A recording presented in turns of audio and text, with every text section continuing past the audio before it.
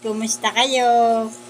Ito na naman po si Emily, gumagawa na naman ng basahan.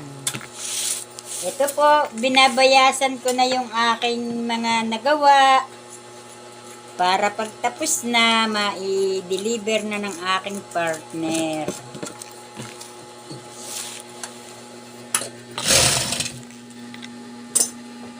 Maghapon na naman po akong nakaupo din sa makina ko.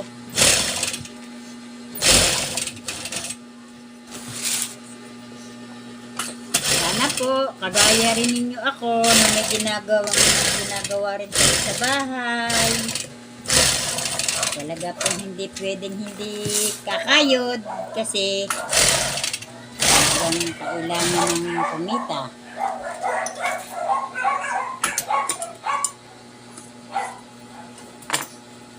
Kaya po kahit sabihin nila na medyo may edad na, kailangan pa rin kumayod. Kailangan pa rin natin kumayod dahil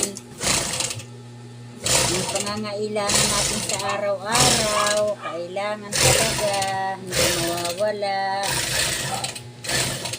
Ganyan din po talaga kailangan na pagising sa umaga, sa trabaho ng maghapon. Pagkatapos ang trabaho sa hapon, pray na naman, salamat at natapos ang maghapon.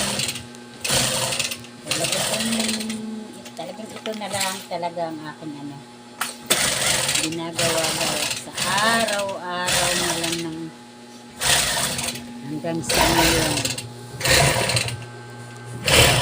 Pero okay na rin kahit papaano kasi kahit nasa bahay ka lang may pinagkakatakaan. Tapos yung aking partner nasa trabaho, isang construction boy, kasi yun lang ang kaya ng trabaho, construction. Kaya tulong pa rin kami kahit papaano sa buhay. Kaya parehas kaming kumita kahit sabihin na kaunti lang, kailangan na hindi tayo pwedeng tumigil. Kailangan tuloy-tuloy, nakakaabalahin sa buhay. Lalo yung ganito may edad na. Ako, nakakalungkot pag wala kang ginagawa, nakakaboring.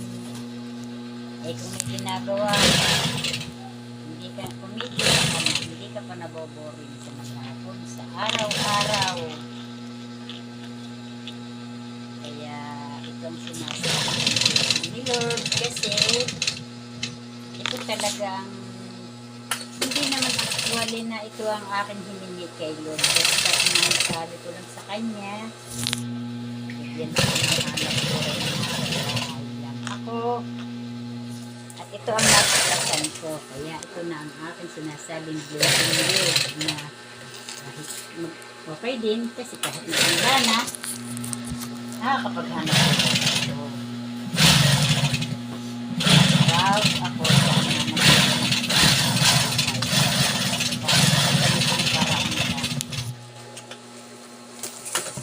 pinagmamalaki ko itong bigay sa akin ng Panginoon na hanap buhay kahit ganito lang ito. Kasi dito na ako tumanda. Nanitibang ako sa bahay, hindi ako naboboring. Dahil minsan napapagod. Nagpapahinga na lang saglit.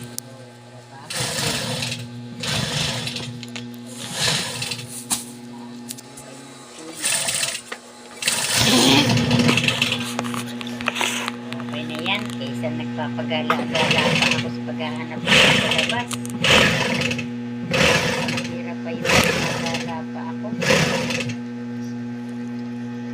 Kaya proud na ako dito sa aking hanap buhay na ito. Sa paano okay na yung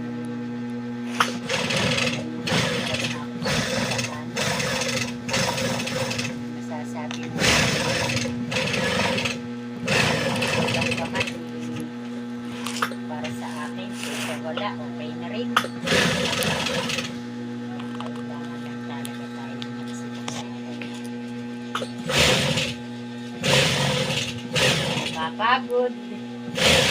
Lambing sa mga alaga. Aso, pusa. Pagka naiinip, sisilip saglit sa pinto. Para mawala naman yung stress. Okay na rin ang pagkismisan sa kapitbahay. Maganda na itong ginagawa natin kaysa sa tayo mga kapitbahay. Yan. Kaya ginagawa ko ito para kahit pa paano para na rin ako may kachismisan sa buhay ko, sa bahay habang ako'y nananahit. Salita man ako ng salita, para na rin ako nakipagchismisan. Kaya ako nag-video para ganyan, sana ilara ng mga ibang mga walang ginagawa dyan.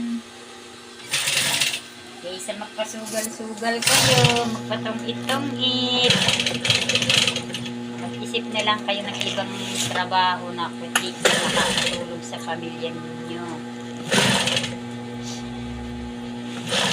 Kasi yan sa pagsusugal, walang mangyayari. Pero humanap kayo ng pagkakakitaan ninyo kahit pa paano nakakaraos ng mga kaya. Kahit napapagod ka, masaya ka kasi pinagpapagod yung pinakain sa araw-araw at hindi ang gawin. Kaya kaysa kayo magpasugal-sugal dyan, magpainom-inom, masama naman, hindi naman masama mag-inom magsugal. Kailangan mag-isip din naman tayo na pwede natin itulong sa mga asawa, sa pamilya. Isipin natin kung paano tayo makakatulong sa pamilya, mga anak, ako. Kaya ito, habang nananahi, daldal ng daldal. Kailangan kasi matapos ko ito, maka 50 piraso ako para mai-deliver ng partner ko bukas. So, tatanggalin ko muna yung sobra sa gilid bago ko babayasan yan. Nabuo na siya.